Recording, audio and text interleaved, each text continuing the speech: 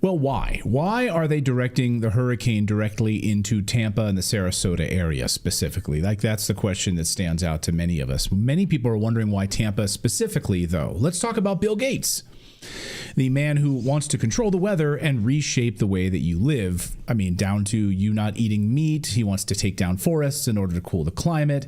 He wants to block out the sun.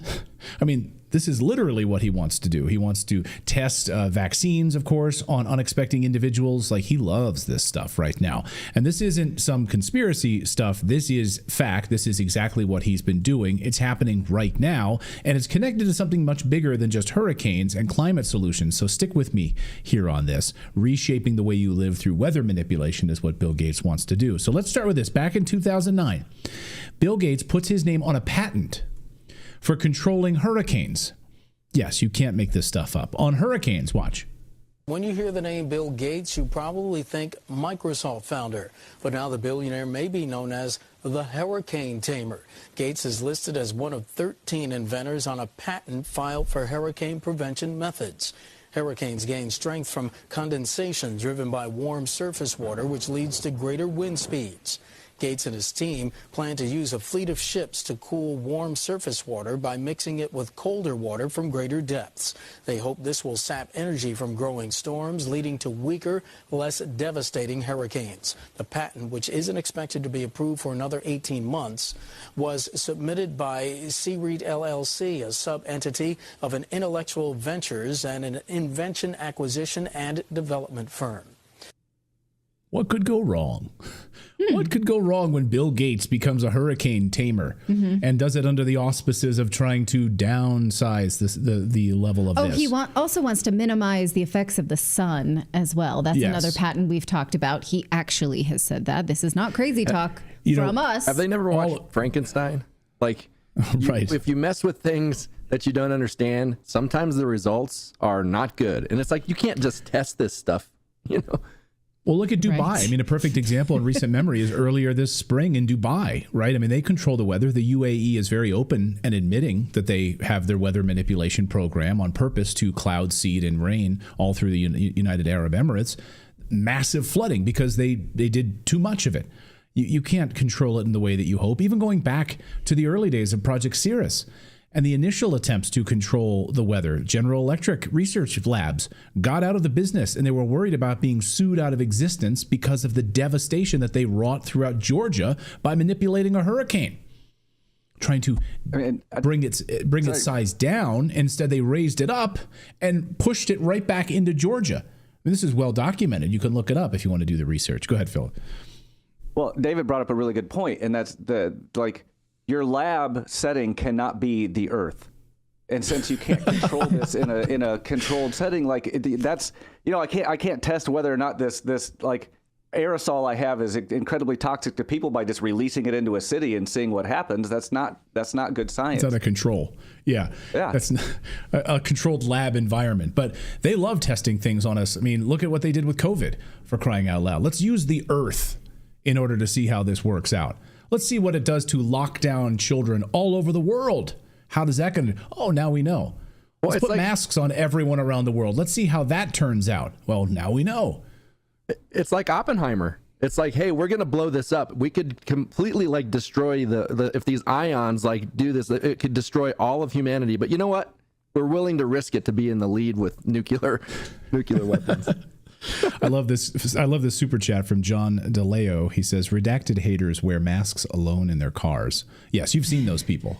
Yes. If you're a redacted hater, you're probably wearing a mask alone in your car. Anyway, so Bill Gates holds a hurricane modification patent, a hurricane patent that can tame a hurricane. And the patent allows for strengthening and steering of the hurricane. You can read the patent yourself. It allows for the strengthening and steering of the hurricane. Bill Gates holds this patent. But ask yourself, why is Bill Gates, a guy who made billions in technology, suddenly interested in controlling natural disasters?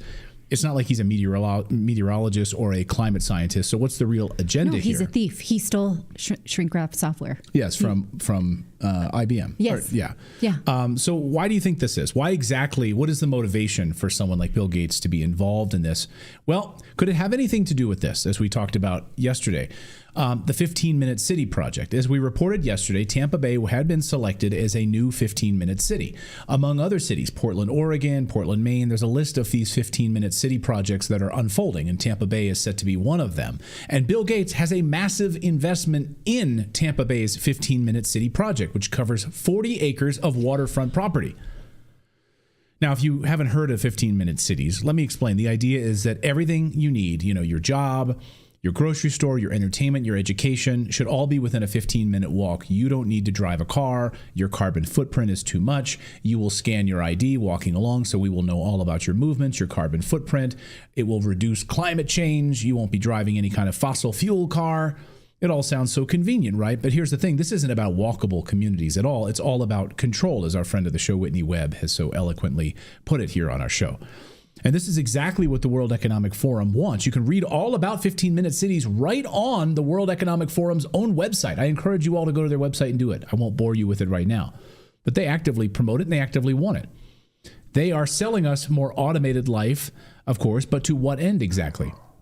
Could it be what European MP Christine Anderson warned us about? They want more automation, less autonomy for human beings, and therefore more control of our lives. Here she is talking about this recently to the Epoch Times. Green certificate, the COVID pass, that was a test balloon to get people to having to produce some kind of a QR code, just getting people used to that. Now what they're slamming us with is these 15-minute cities. Make no mistake, it's not about your convenience. It's not that they want you to be able to, have all of these places that you need to get to very close. And it's not about saving the planet either, by the way.